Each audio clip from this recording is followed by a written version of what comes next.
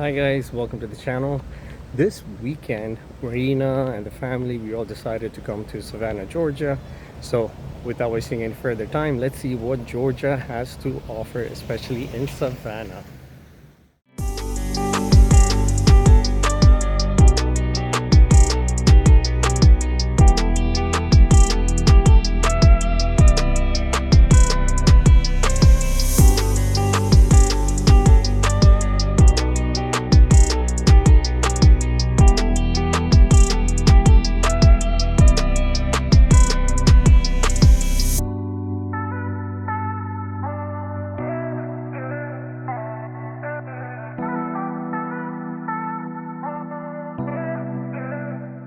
So we started our journey by visiting the Wormswell Historic Site located in Georgia.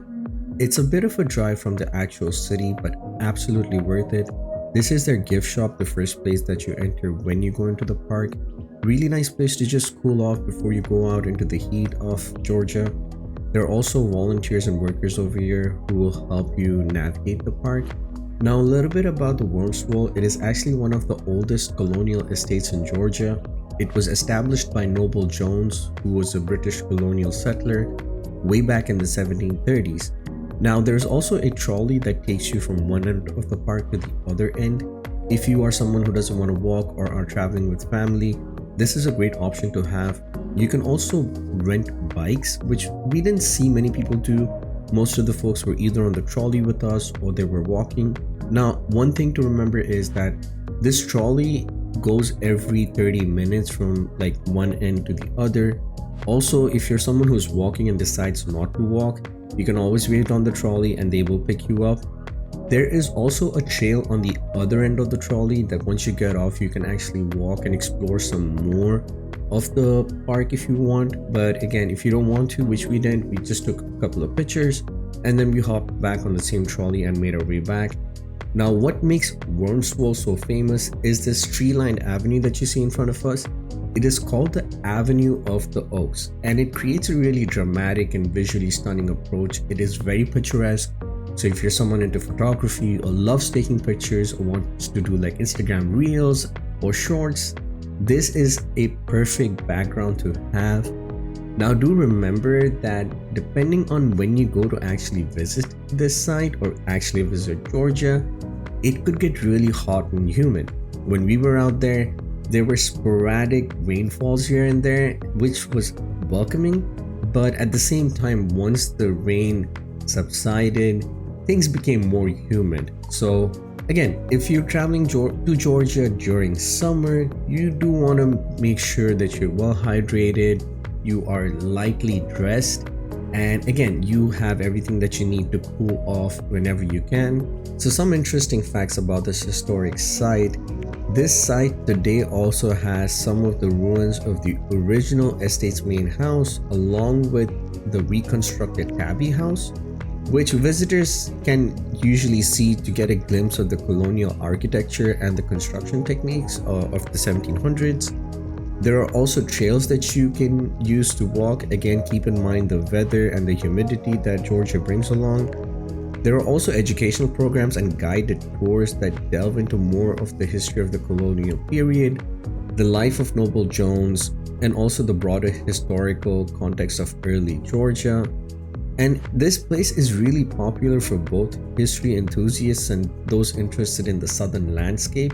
Given the combination of its historical importance and natural beauty, Wormswell is a very unique and well-valued site in Savannah and should be on your travel itinerary if you are visiting Georgia.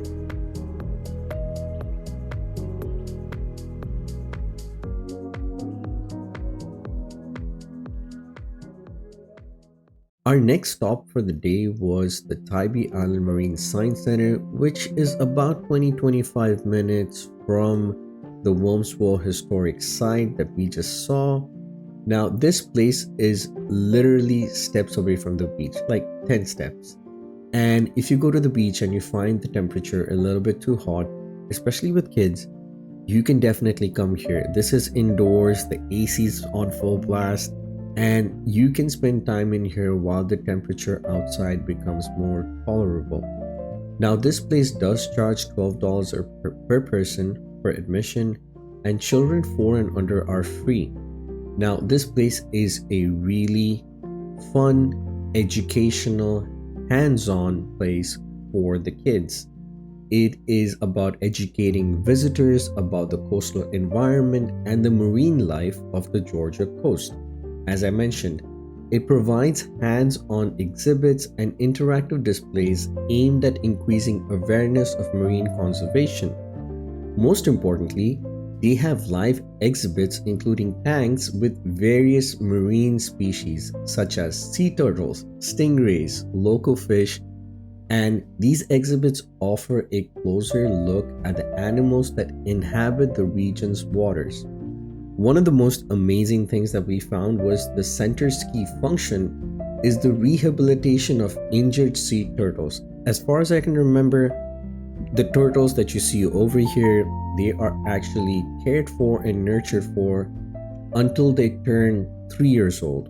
Once they turn 3, these turtles are let back out so that they can grow in their environment and not just, in the aquarium, but in their actual natural habitat.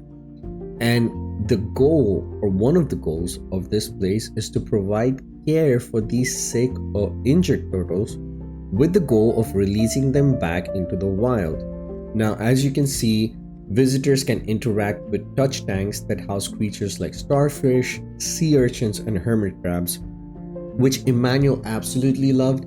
And Iana, on the other hand, was a little bit curious that she was touching something, but when you are with kids, especially little kids, you might want to watch out how they touch these animals so that they're not hurting the animals. Like I said, this is a very educational place, so it was a learning environment for all of us, especially Iana, how to interact with delicate sea creatures. And the exhibits over here highlight the local ecosystems like salt marshes, estuaries, and barrier islands. It emphasizes the unique ecological features of the Georgia coast. So again, if you are visiting the beach, and if visiting the beach is your main objective, which it should be, especially if you're visiting Taibe Island, but again, if you find the weather not too good, then you can definitely come in here, spend some time, and then you can head back to the beach and enjoy some really beautiful waves. And if you can properly frame yourself and you get that sunset time, it'll take some really wonderful, beautiful pictures. Again, highly recommended place. If you are coming to Taibe Island, there's also a very wonderful restaurant right next door, in between the beach and the Marine Science Center. Lovely food, great atmosphere, lovely hostesses and hosts over there. So Taibe Island was definitely a fun place, and we would love to come back here when we visit Georgia again. And the last place that we visited was the Savannah Children's Museum located in downtown Savannah. Now, admission to this museum is $10, but you can actually get a best value ticket, is what they call. It's $21, and it allows you admission into the Savannah History Museum, the Children's Museum, the Georgia State Railroad Museum, which is right next door, the Old Fort Jackson, the Pinpoint Heritage Museum, and the Harper Folks House. So you get admission to all these places by paying $21 versus $10 just for the Savannah Children's Museum. Now, what makes this Children's Museum unique and unlike any other children's museum is that it is primarily an outdoor museum. It is situated in the historic central of Georgia's railway's old passenger shed, and it provides a really unique setting for its exhibit and activities. There is also an outdoor play area at the bottom of the museum, or on the lower floor, an area that is designed to promote physical activity and imaginative play. And that's it for the video, guys. I hope you guys had fun watching this. Thank you for all the love and support towards our channel. Like I always say, I try to be more consistent with our videos coming forward. But again, thank you for watching the video. As in always, stay safe, stay blessed, and we'll see you guys again. Alright, so Emmanuel and I just found out all the stickers of the scavenger hunt. Do you want to show the sheet? Look it up here. Yeah, I think the clam was the one that gave us the most trouble because it was stuck between two. Yeah, it was stuck between two doors, and so it was really difficult. But we did it. Well, Emmanuel found everything up there, and then I basically found everything down here.